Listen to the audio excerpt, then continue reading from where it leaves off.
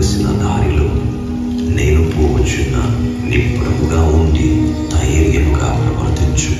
తండ్రి, అప్పుడే కాదు, ఇశ్రాయేలుకు ఇంకా మీ జ్ఞానం కావాలి. నాకు కూడా మీ అవసరం ఉంది. నీ దేవుడైన యెహోవా ఆజ్ఞలను పాటించు, ఆయన మార్గములో నడువు. మోషే ధర్మశాస్త్రములో వ్రాయబడిన ఆజ్ఞలు కట్టడలు గైకొను. అప్పుడు నీవు చేయు ప్రతి దాంట్లో వెళ్ళే ప్రతి చోట విజయవంతులవుదువు.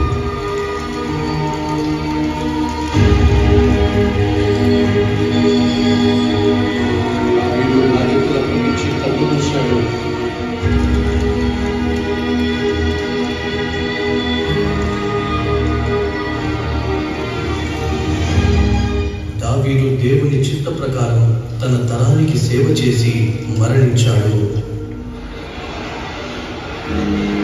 ఎన్ని లక్షల మంది దావీదు యొక్క సమాధి కార్యక్రమంలో పాల్పంచుకున్నారో చూడండి.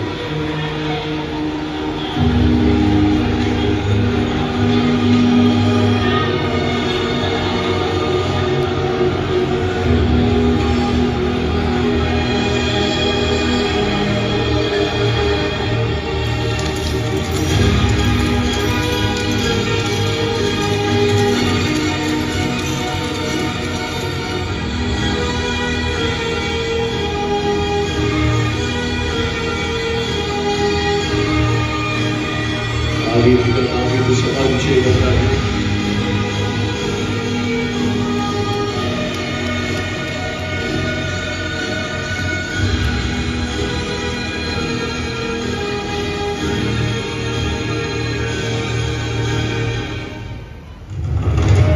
ఒక ప్రకటన రాయండి.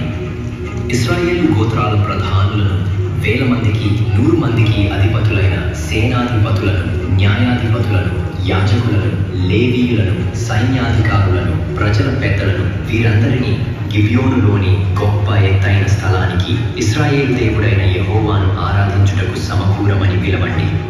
సొలొమోను రాజు ఆజ్ఞ ప్రకారం యాజకులను, లేవీయులను, శతాధిపతులను, ఇశ్రాయేలు పెద్దలను, గోత్రాధిపతులను, 100 మంది పైన 1000 మంది పైన అధిపతులను, పెద్దలను గిబియోనులోని మహా ఎత్తైన స్థలమునకు సమకూరమని రాజైన సొలొమోను ఆజ్ఞాపించుచున్నాడు.